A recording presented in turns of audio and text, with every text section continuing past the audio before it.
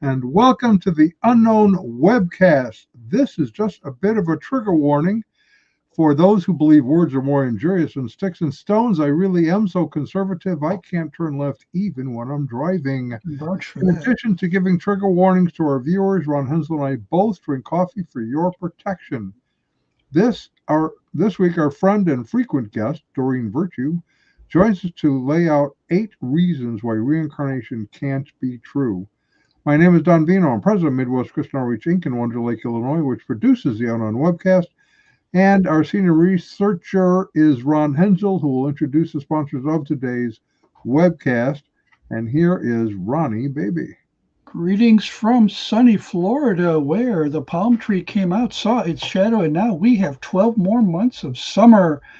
Our sponsor for this edition of the Unknown Webcast is the Current Karma Planning Agency. Start living your next life now with the Current Karma Planning Agency. Our regular legal disclaimer, our guest on today's webcast, insert name here, that would be Doreen Virtue, has no connection whatsoever to any of the satirical content of the Unknown Webcast, hereafter known as the webcast, although we probably will not mention it again. This satirical content includes any and all commercials, end credits, puns, smart remarks, or anything else that might fall under the definition of satire. In the meantime, Midwest Christian Outreach, Inc. bears no liability for or responsibility for anyone's opinions regarding this satirical content. Notice, our regular notices here, the opinions expressed on this webcast are ours and should be yours too.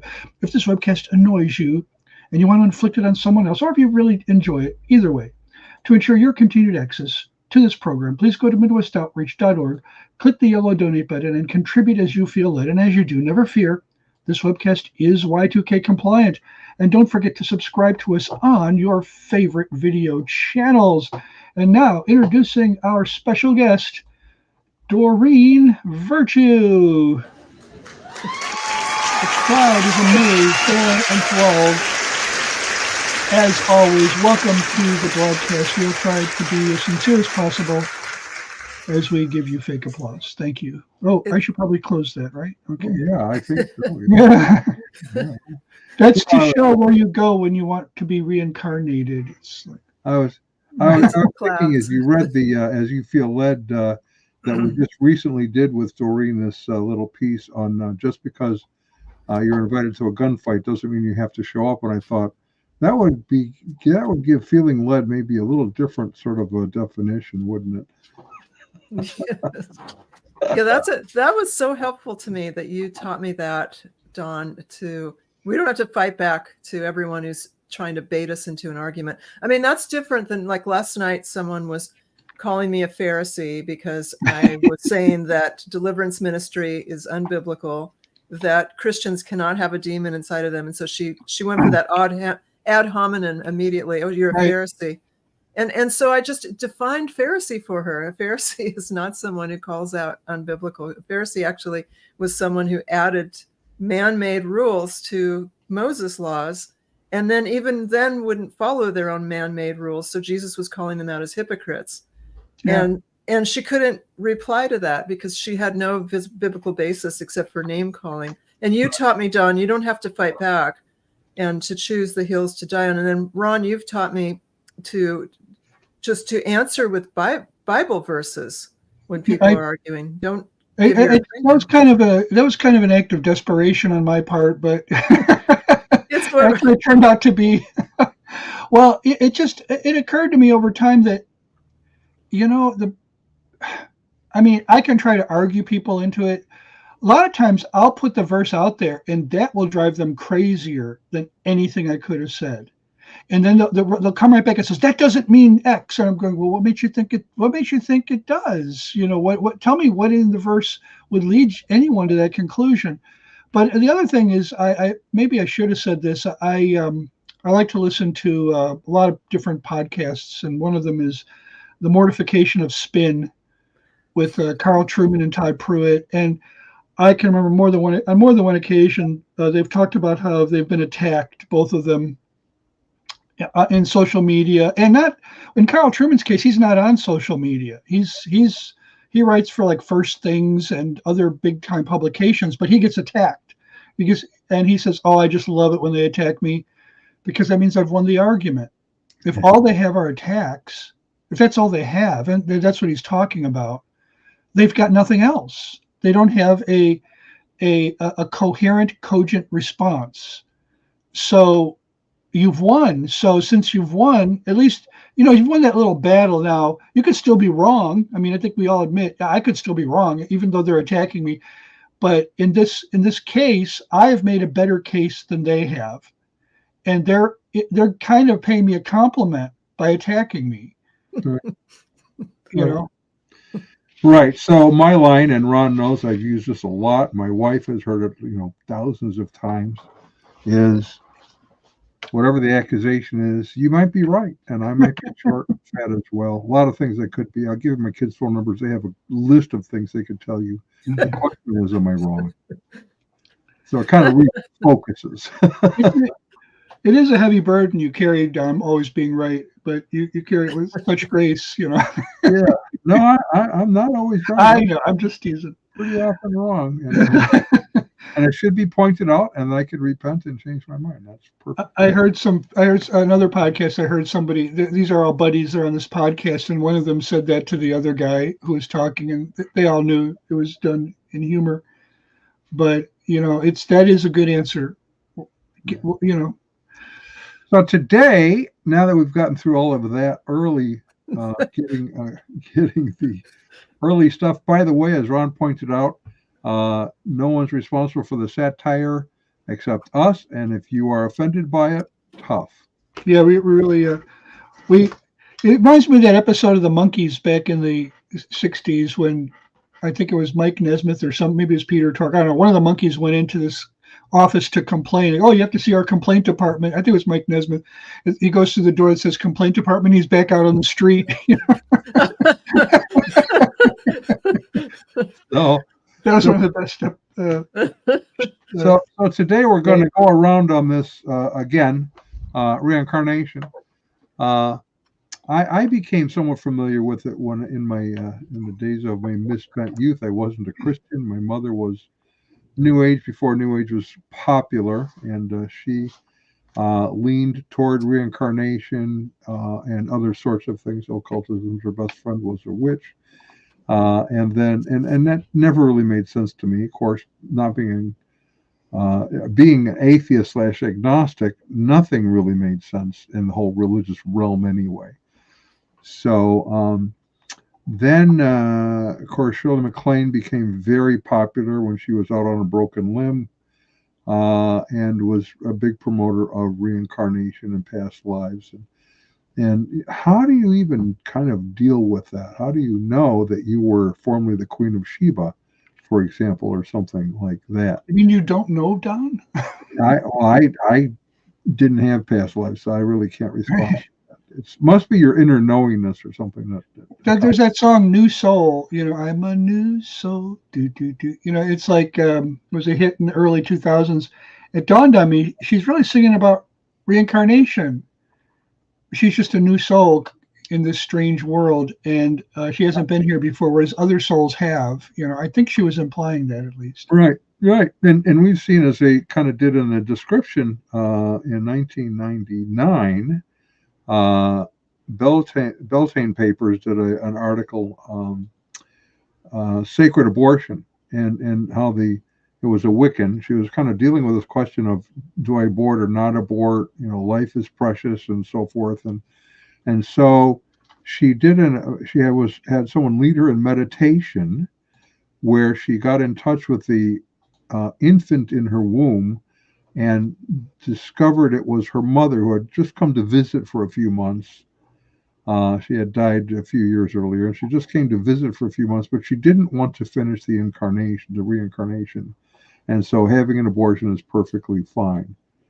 That strikes me as an excuse. And one last thing, and then I'm going to go to Doreen on this.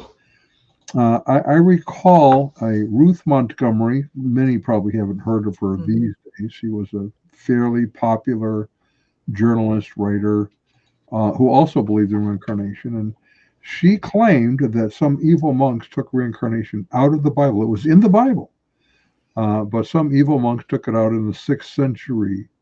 Now, why evil monks would do such a thing, we don't really know.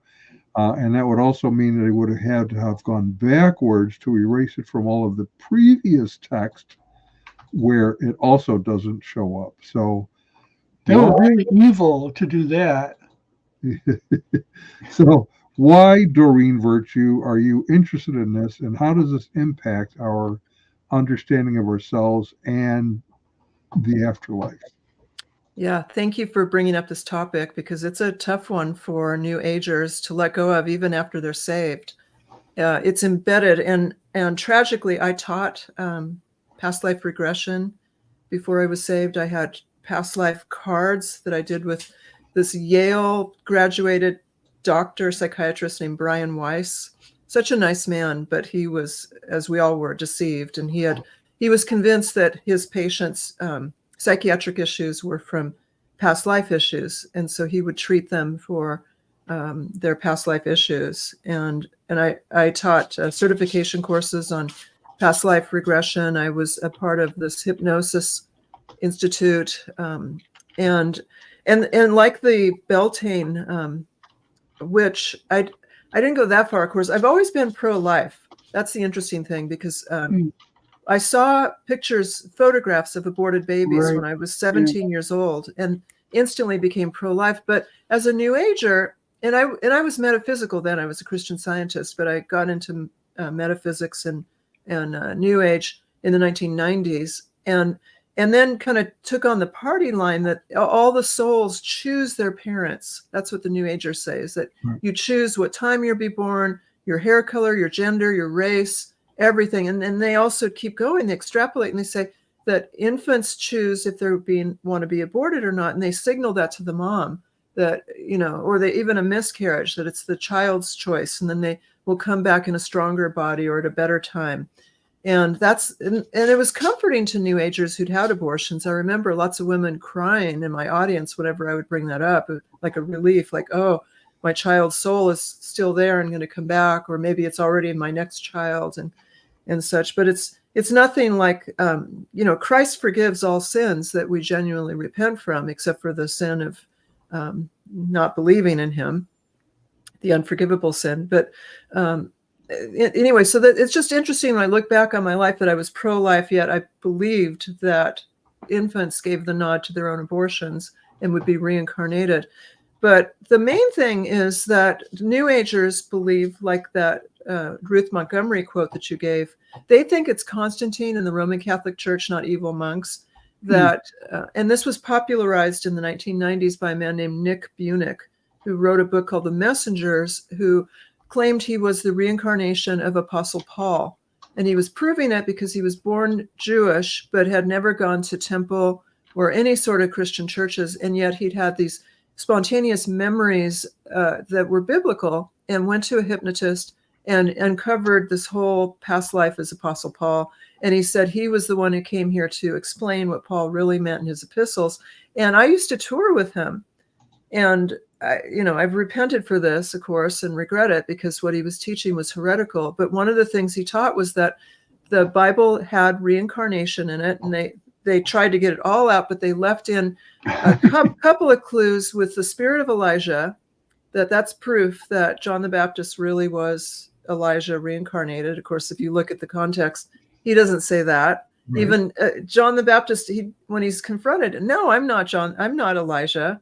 He came in the spirit of Elijah. And then they also would say that when one of the disciples asked Jesus, why was this man born blind? Was it the sin of his ancestors? Yes, right. And so they say that's proof of reincarnation, that the Constantine forgot to take out. And so New Agers will cling to this because they love Hinduism, and they don't really understand Hinduism. They never read the Hindu texts, but they take the popular, kind of popularized version of Hinduism, and reincarnation is one of the darlings that, just like Shirley MacLaine taught in Out on a Limb, which my mother also introduced me to. We used to watch her movie together all the time. That you get lots of chances. And so the number one reason why reincarnation can't be true is, if we had all these chances, why would Jesus need to atone for our sins on the cross and die in our place in this crucifixion? He wouldn't have needed that. We would have been like that movie Groundhog Day, where we had chance after chance after chance. But yet, so if New Agers would just take for a moment logically, you can't live a perfect life to undo your karma by coming back again. Right. Only Jesus lived a sinless life. So every time you come back, if reincarnation were true, you would pile on more karma because you just keep getting it wrong. We can't help it. That's our sinful nature. Well, and it also assumes that there is a right that you can live up to. So it assumes there's a right. But I have yet to meet a New Ager who believes there's a objective morality. It is all reduced to your inner knowingness. You just know what's right and wrong. Now, there's a sense in which that's true, because God has written on our hearts the right. But that's not quite the same thing as they're claiming. That's that relativism that actually I witnessed relativism become exceedingly popular when Neale Donald Walsh's first book, Conversations with God, became a bestseller. And he was someone I also used to tour with. And in that book, Neale Donald Walsh blasphemously claims to hear from God, and that God told him that there's no such thing as absolute right or wrong, but your feelings, your inner knowing makes it so. And so a lot of New Agers believe that Conversations with God is the Bible. And in that book, God also told Neale Donald Walsh he was on his 648th life, and that there is reincarnation. And so I'm sorry, Neale Donald Walsh is a big part of why this is so popular and prevalent right now. And I pray that he will repent while there's still time. Well, another group that relies on reincarnation, which you may or may not know this, but is Scientology. Because you are having issues, you go to the auditor, they audit you, and they figure out, okay, you have this problem, and we can fix this problem. For like a mere $250,000 or so, we can get you clear of all of your past life issues. And then you think, okay, well, now I'm clear, so I'm good. No, now you're in more danger, because you also have something called body fate change, which are other souls that have attached themselves to you, and now you have to get through all of their bad stuff from past lives. So they make a great deal of money on their reincarnational teachings. That is very central to their beliefs. 648 lives. If he only lived to be 30 in each of these, that's about 20,000 years. Okay, if you live to be 50, it's about 32,000 years. I did both calculations. So how would he know? I mean, do they say you have distinct memories of every life buried somewhere within you?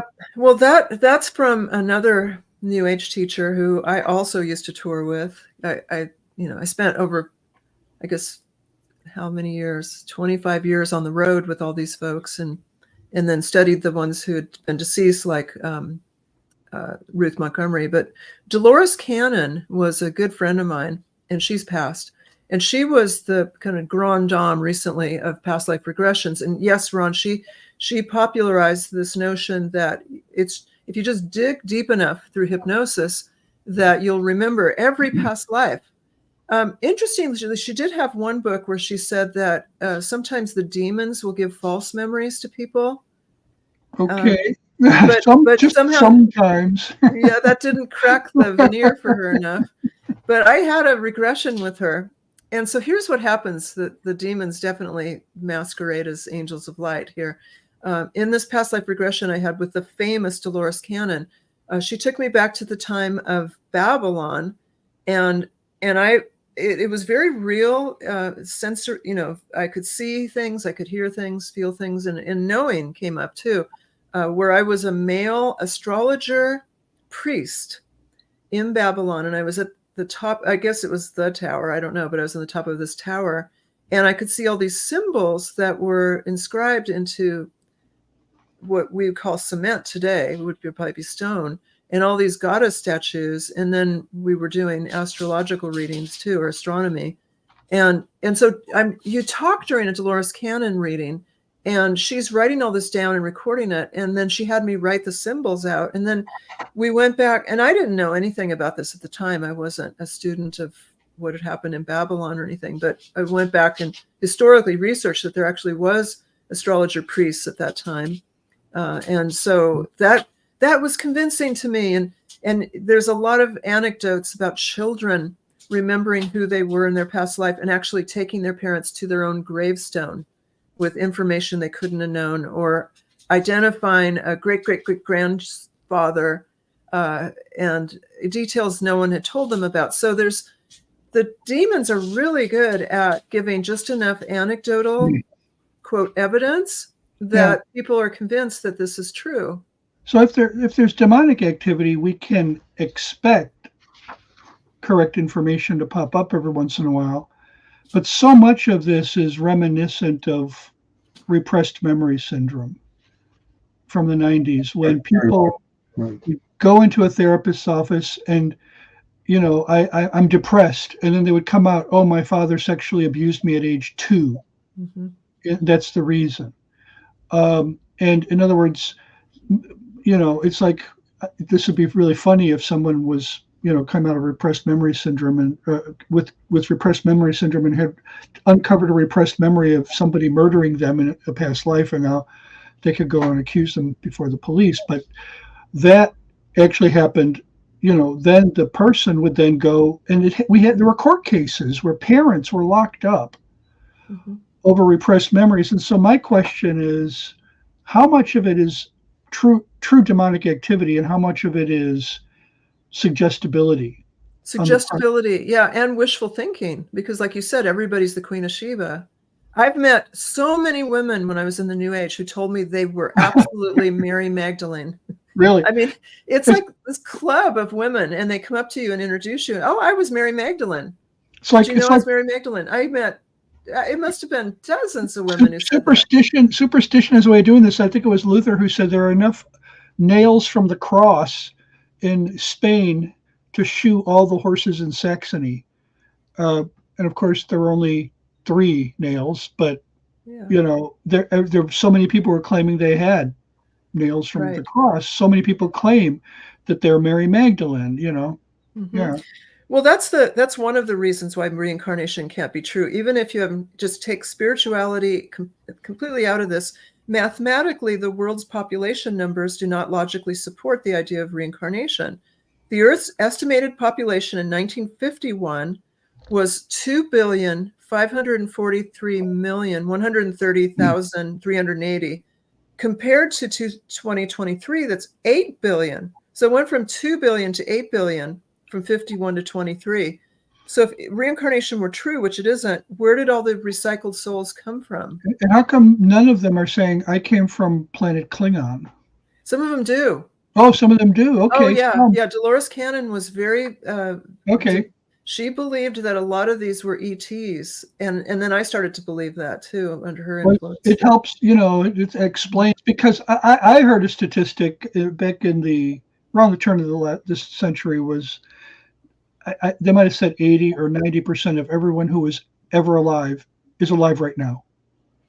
I mean, that's how rapidly our population increased. And I don't know if that's I'm sure it's not out of the ballpark. I don't know how accurate it is, but when you go from at the beginning of the 20th century, a couple billion? 2? I mean, when I was a kid, it was 3.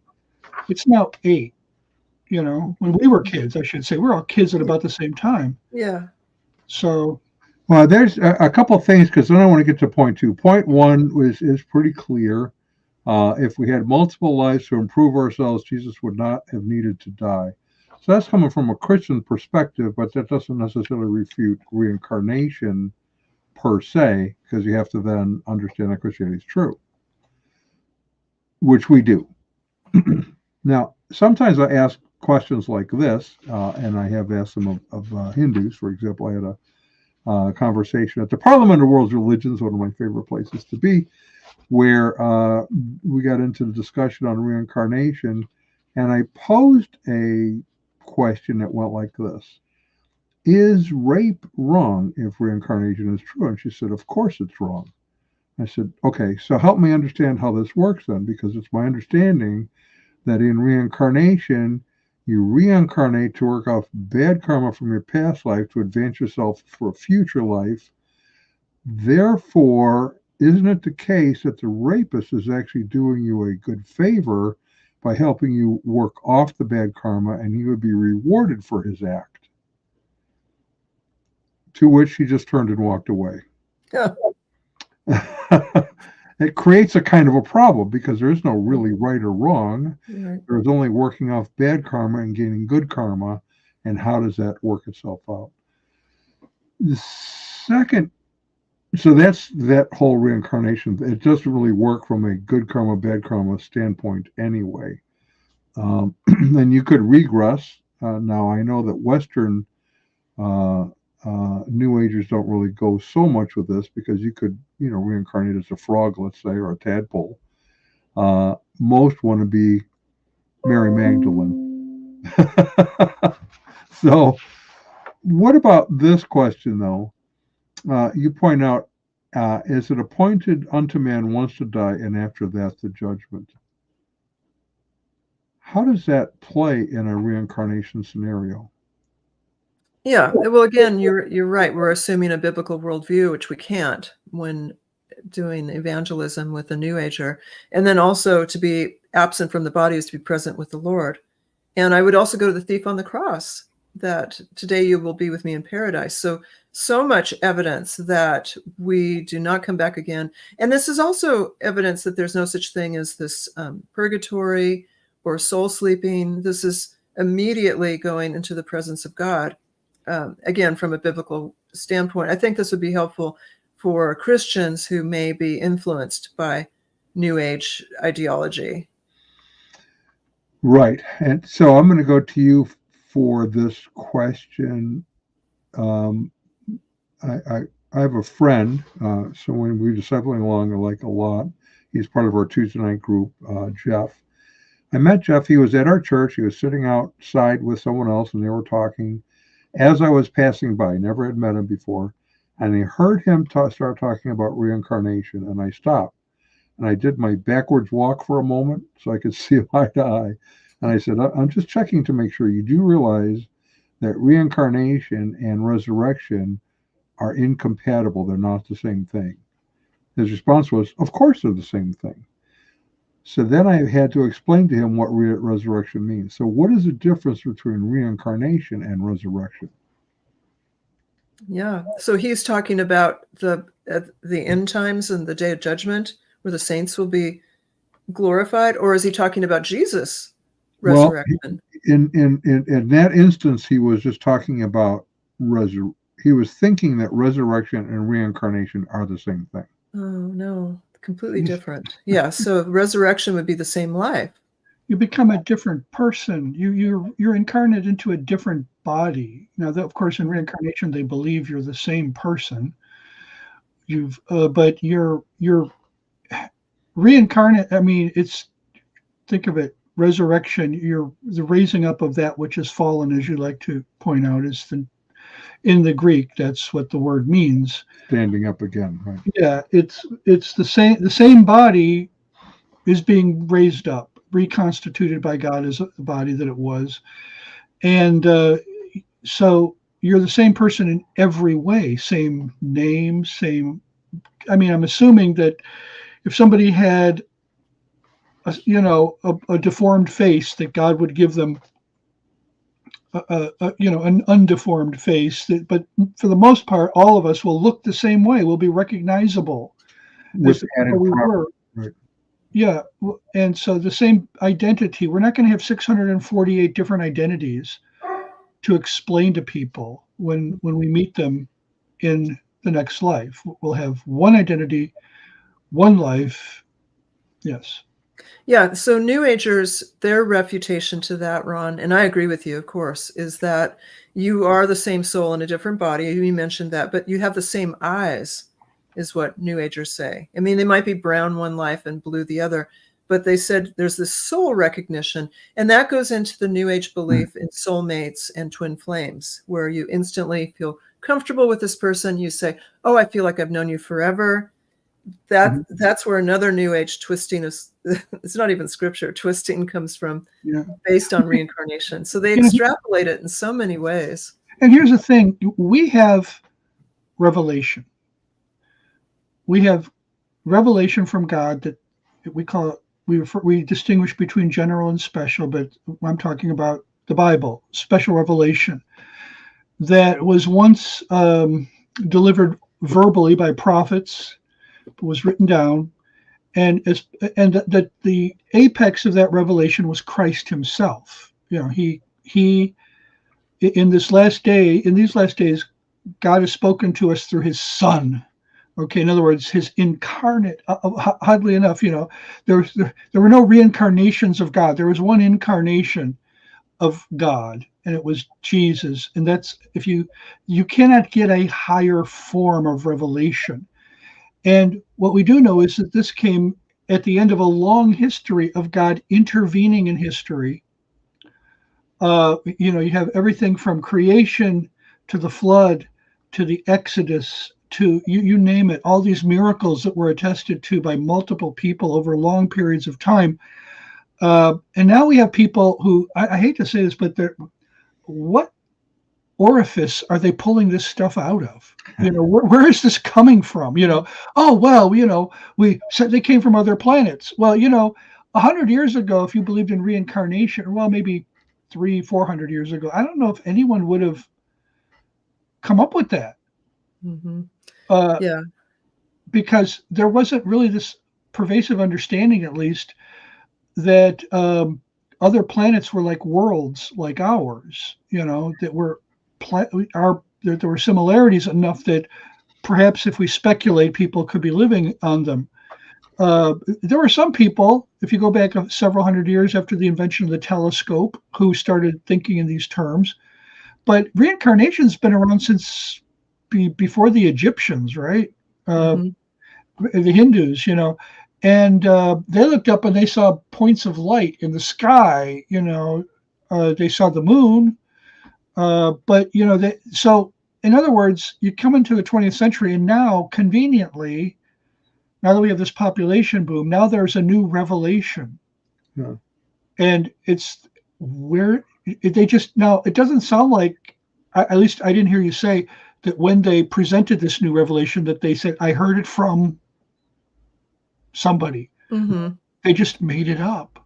Yeah, they made it up. Yeah, I think Ruth Montgomery went into it also, but Dolores Cannon really popularized that ETs weren't necessarily physical bodies, that some of them could have just been something we couldn't have even measured. And so therefore, if you look at a planet and you say, aha, there's nobody there, she says, well, maybe as you perceive, there's nobody there. And so it's every basis they don't even try to claim an authority, right? I mean, we can say, thus says the Lord, and we could go find where the Lord said it, and we could say, Isaiah says, the word of the Lord came to me saying. In other words, he experienced he at least claimed to have received it by direct revelation. Is this person even claiming any source of? Well, it's all hypnosis. So her claim to authority is that, and she recorded it, and she would hypnotize people, and then she would record their memories, and that's where she claims to. She had a book called Jesus and the Essenes. So she was one of the popularizers of Jesus' so-called lost years, as was Elizabeth Clare Prophet, that between the ages of 12, when his parents couldn't find him, and his beginning of his earthly ministry, that he somehow went to to the Essenes. I can't remember the name of the place where the Dead Sea Scrolls are. It starts with a Q. Qumran. Yeah, he went there with his cousin John the Baptist, and that's where he was taught how to do miracles, his high level of metaphysical understanding, and he was even taught to levitate there. And so that's the New Age belief, is that Jesus became mystical through the wisdom of other people. There's no belief that he is God, that he's the second person of the Holy Trinity, and therefore he is sovereign over everything, including matter, and that everything was created through him, including us. The New Agers would rather their quasi-romantic beliefs that put us on par with Jesus and say, well, you too can be like Jesus if you just get enough mystical training. I have a response to their question, maybe to follow up. But Don, should we be hearing from our? Well, I was just gonna say that, there's a lot of people that want to prepare for things. We try to have retirement accounts ready for when we get older and age. But how do you prepare for your next life? Right, that's a good question. It's exciting to learn about the past lives you've lived in exotic lands and cultures, isn't it? But as fun as it is to share previous incarnations with family, friends, and random strangers at airport terminals, what have you done to prepare for your next life in, the future? What have you done to plan for your next life? If your answer is nothing, I have 4 words for you. Current Karma Planning Agency. At the Current Karma Planning Agency, you'll find comprehensive future incarnation planning services that include destination planets and species options, social rank options, personal appearance options, IQ options, sense of humor options, and more. Why risk coming back like this, or like this, or even worse? Start living your next life now with the Current Karma Planning Agency. And you really need to check that out. So make sure you come back. The proper species. I should have put gender options. I'm sure they're part of that. No, because it's not associated with anything. You just decide. Well, you can decide that after you get reincarnated. Right. Yeah. Nowadays, I forgot that's no longer required. So they said that there were these 12 lost years. And yet we read in the Gospel of Mark that he comes, basically he went away from there and he came to his hometown. So he'd been out and about by Mark chapter 6. And on the Sabbath day, he began to teach in the synagogue. Many who heard him were astonished. This is again in his hometown, saying, where did this man get these things? What is the wisdom given to him? How are such mighty works done by his hands? And nobody jumped up and said, well, he's been away for a long time studying with those Essenes over there in Qumran. No, they said, isn't not this the carpenter, the son of Mary, and brother of James and Joseph and Judas and Simon? Are not his sisters here with us? And they took offense at him. In other words, this is the guy from our hometown. He's been here with his brothers, with his sisters. So where is this? I mean, the evidence points in a very different direction. It doesn't. I think they might have noted if he had been in Qumran for a long time studying. I think they might have maybe brought that up, but they didn't. Yeah, this is another example. The New Agers don't know the Bible. They rely on New Age teachers to take just a bit of the Bible and then twist it for their own narrative and agenda. Yeah. So that is pretty common. We have one of the little satirical commercials we do is the good Jesus keeping seal of approval. Every religious view, it seems like, wants to attach Jesus to what they're teaching, that somehow it gives it credibility. But they often have to take it, not often, they almost always have to take it out of context to even get it close to what they're saying. Wow. Mm-hmm. Mm-hmm. So we kind of hit the big things. John the Baptist, where it talks about came in the spirit of Elijah. He refutes that himself. Right? That he keeps spirit, but he isn't the reincarnation. Mathematically, you point out, because this is an article that you did on your Facebook page, the world's population do not logically support the idea of reincarnation. You just don't have enough souls to fill it all up. Unless you go to other planets, of course. Well, that's an option to New Agers. Everything's romanticized. Everything's accepted except for biblical Christianity. Everything else is allowed and celebrated. It's so lopsided. We're far enough away from, let's say, just pick a random event, World War II, the Kennedy assassination, Watergate. What did Nixon know and when did he know it? I wonder if Jeb Stuart Magruder was reincarnated into somebody who can now tell us, We also have... First-hand account. There you go. What's that? A first-hand account. There you go. Yeah, seriously, if some of these people claim that they were there, it seems like there's this gravitation toward famous historical people. Yes. Well, it seems like I could probably, they're writing PhD dissertations on the smallest minutia of details about the lives. And there are always all these questions coming up all the time. Why did Hitler not continue and invade England and the Great Britain when he had the chance? Well, you'd think a German, one of his inner circle would have been reincarnated by now and claim to be. And so we have that person, their repressed memory would say, oh yes, I was Joseph Goebbels. Yes. And then all these historians would descend on that person and say, here, we have some questions for you. We've been trying to sort these things out for a long time. Mm-hmm. Yeah.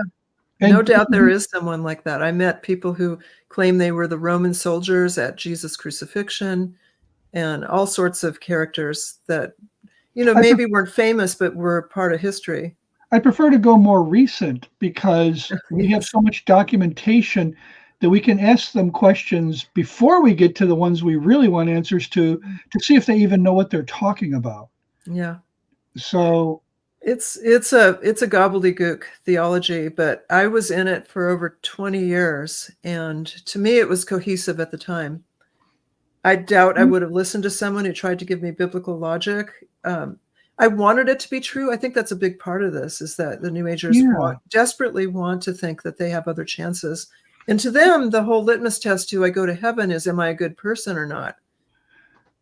And so the movie Groundhog Day, if you watch that, I used it as an illustration for I actually did a sermon on the topic of redemption, and I used it as an illustration of a tale of redemption, a very unusual tale of redemption. But yeah, I think it's almost like 24-hour reincarnation. Yeah, I don't know what to call it. Well, the New Agers are big on déjà vu. That feeling like, oh, I've done this before, I've been here before, and to them that's a real concrete sign that you actually were there in a past life.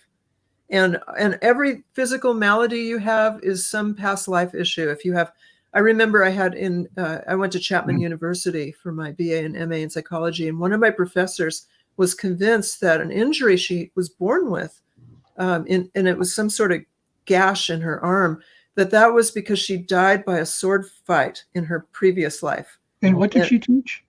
She taught psychology. She was one of my psychology profs at Chapman University. Yeah. I wonder how many psychology profs are into reincarnation, because I don't know. She was an Antioch graduate, so that's and Chapman is in California, which is, okay, right there. It's like, okay, say no more. Yeah, but she would always talk about this injury she had on her arm. That's proof that I died by sword fight in my last life. I have crooked teeth. I think I lost a couple of boxing matches to some of the, what's his name, Jack Dempsey. But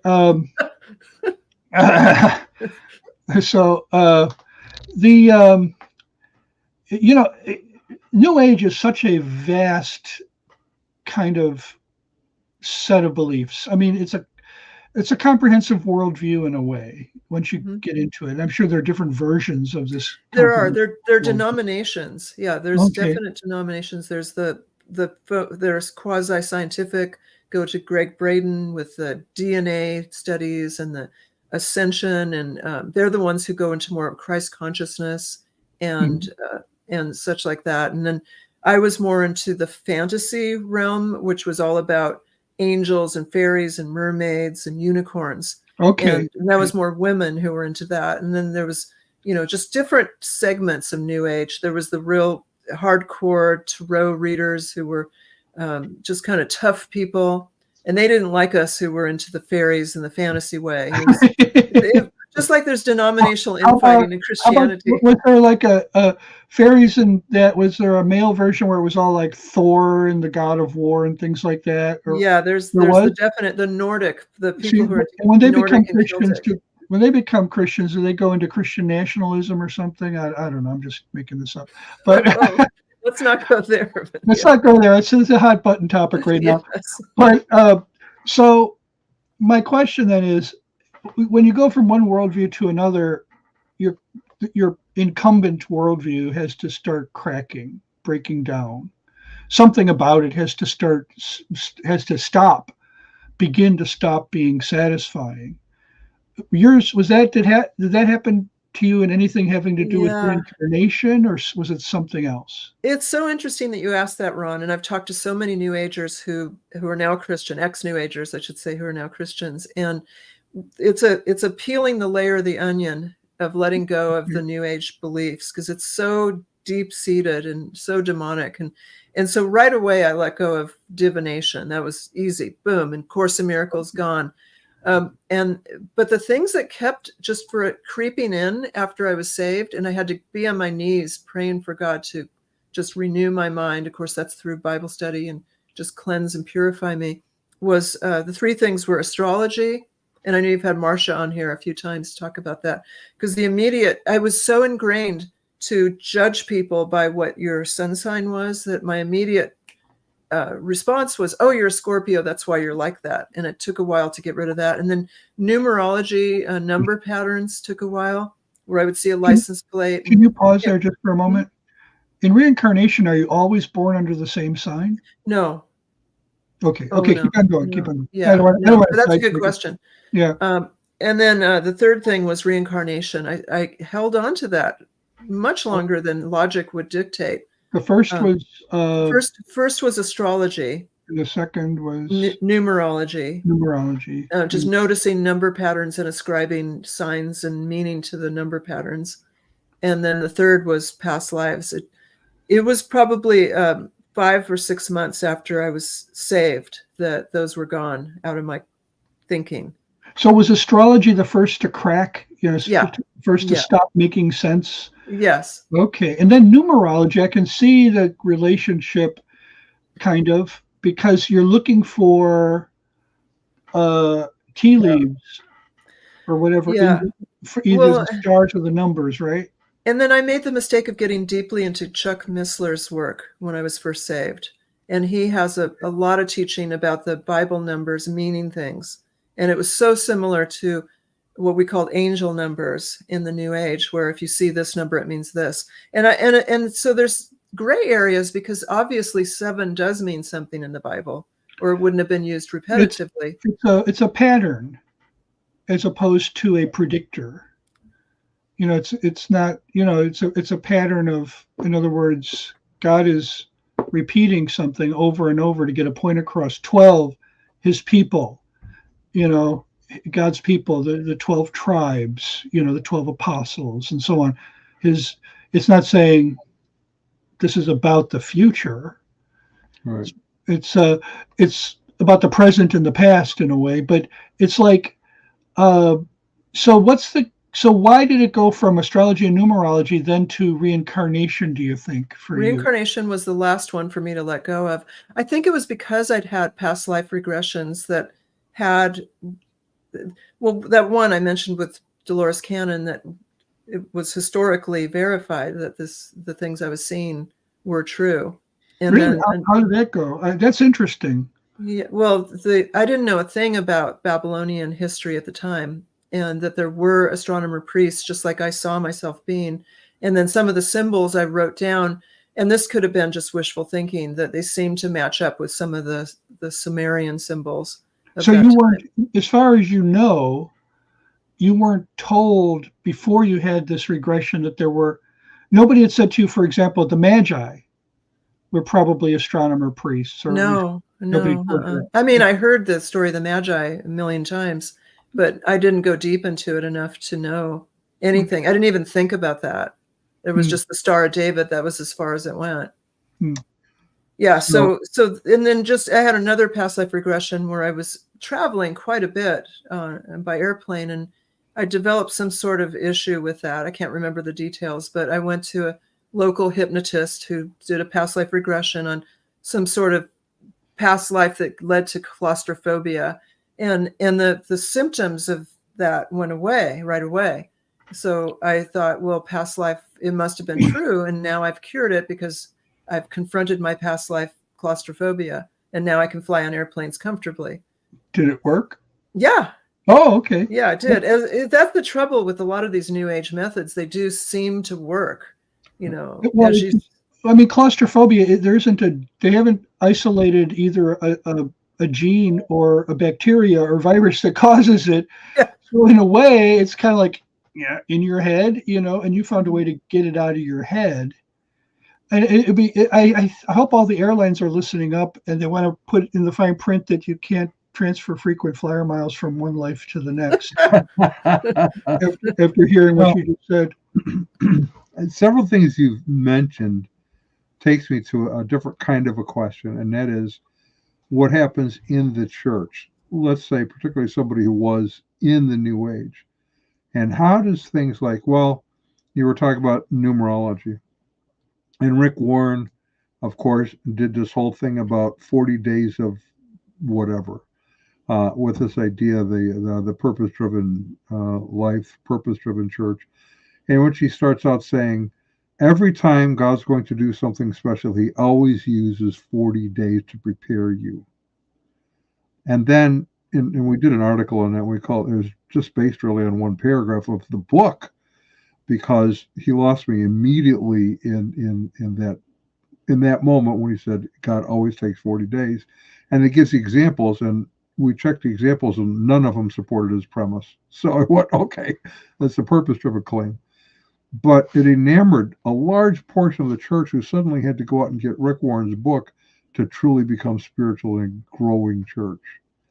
Nothing necessarily heretical, but as I would talk to pastors, I would say, there's some helpful stuff in there, but anything that's helpful, the people in your church should know within 6 months of attending, or you're not doing your job.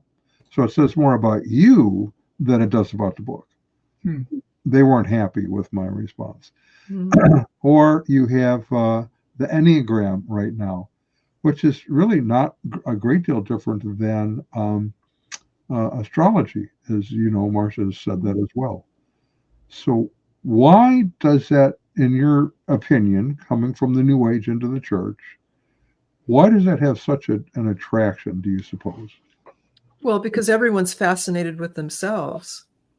And so I think what you said, Ron, was very relevant about numerology, that it's not predictive, that the number 7 is there as a representation. And we all wanted to have those numbers in the Bible be about me. So many people say, well, my birthday is 4/4, so I'm going to go to the Bible and find Matthew 4, verse 4. And that's a horrible one, because that's the devil talking and Jesus in the wilderness. And you don't want to make that your life verse. But we want to always make it about ourselves. We want to be the star of our own show. Yeah. And so we don't like to be at a church that's always talking about Jesus. When are you going to talk about me?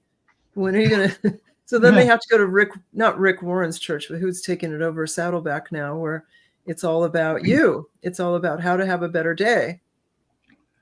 And what better way to do that than to have a Ken and Barbie presentation in your church service? Yeah.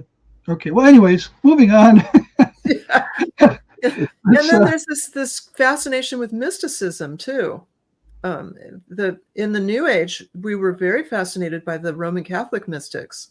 Really? And so Padre Pio was considered an ascended master, and Teresa and such. And so we aspired to be like them, that they could have these miracles happen. And same reason that to us Jesus was a way shower of how we could be not Christ-like as the Bible means it, but Christ-like in terms of the outward signs and wonders. Now in mysticism, there's this idea of the direct connection with the divine. You almost merge into one. You do in some of the writings. You merge into a spiritual unity, almost like a kind of a pantheistic or panentheistic idea of a drop of water going into the sea, becoming part of it. Does that idea is ever become a feature of the New Age? Very much so. In fact, that analogy of the water is a favorite of New Age teachers, including teachers of shamanism, by the way, who it's because that belief that duality is a sign that you are lesser enlightened. You're not enlightened if you believe in duality. So if you believe God is separate from his creation, you're asleep. You are not enlightened. And you're always in the New Age just aspiring to know that we're all one, that God is omnipresent, therefore he's inside of us. Ipso facto, that means I'm God. And it's blasphemous, but that's what we believe. That's what I believe. That's what a lot of New Agers believe. Doesn't it set up sort of a double think, let's say, on who you are? Because if you're a drop of water that goes into the ocean, you then are absorbed in all of that. How can you be part of the all and still have a unique personality that's reincarnated? How does that work? That's such a good question. You're assuming New Agers use logic. They can't. they cannot use logic that would burst their bubble, because that would be considered negative, and negativity is not allowed in the New Age religion. Well, I guess in a way that is the logic.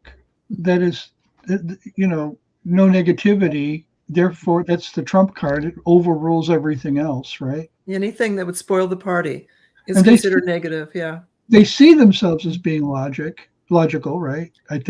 No, that's not one of the fruit of the New Age spirit at all. So they're like, well, big deal. So what if I'm not logical? It wouldn't even occur in their head unless somebody challenged them on the basis of logic, in which case they would say, that's not my bag, right? They would say that's an earthbound philosophy or an earthbound concern. And so therefore lesser than. They want to be up in the clouds, like that original picture you showed. And so everything's just not grounded in any kind of earthly logic at all. So does this work when your plumbing goes out of order? Earthbound logic would just get rid of it? Well, and Lynn is correct, of course. But when you're New Agers, if your plumbing goes out, you immediately go to praying to one of the ascended masters to fix it. And then there's all sorts to find a plumber for you. Well, no, you pray. Actually, most people in the New Age pray to Archangel Michael, not the biblical Archangel Michael, but their convoluted quasi-Roman Catholic version of New Age. I didn't know he was the patron saint of plumbing in the... To New Agers, he is. I collected so many stories on people who had their plumbing broken and they called on Archangel Michael, and the next thing they knew, it was either fixed or they were given, we would call it in Christianity wisdom, but they were given a message of how to move their plumbing tools, and they fixed it themselves. Really? Oh, so you have an ascended master plumber. Archangel Michael, ascended master. AM. Yes. Yeah. Yeah, I laugh about it now, but at the time it was how we lived our lives. Wow. Okay, so I picked the wrong example, didn't I? Okay, brain surgery. Yeah.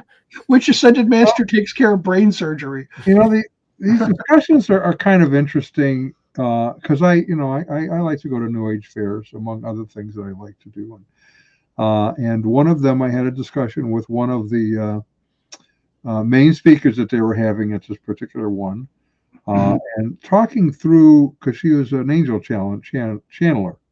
And I asked her, well, how would you know if they're good angels or bad angels? And her response was, well, they're all good angels.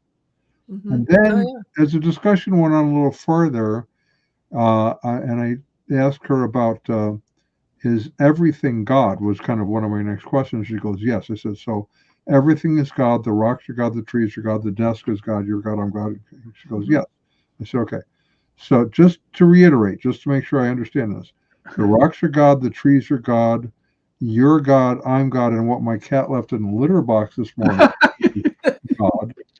Therefore, we would really not be elevated to godhood. We're all exactly equal to what my cat left in the litter box. And she said, now you're making fun of me. I go, no, I'm asking a legitimate question. How does this work? At which point she did not really want to talk any longer. Yeah. And I remember having discussions just like that, Don.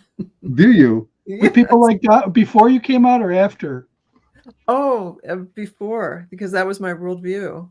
The panentheism and pantheism, yeah.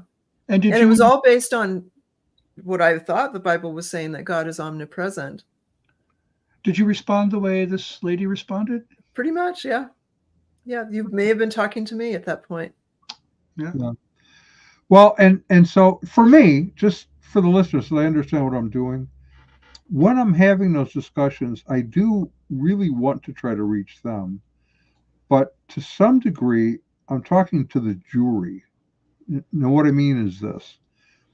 You may be having a conversation with this individual, but you have a group around you that we might call online lurkers. They don't really respond. They don't interact, but they have the opportunity to kind of hear both sides of the argument because they don't have to make a defense.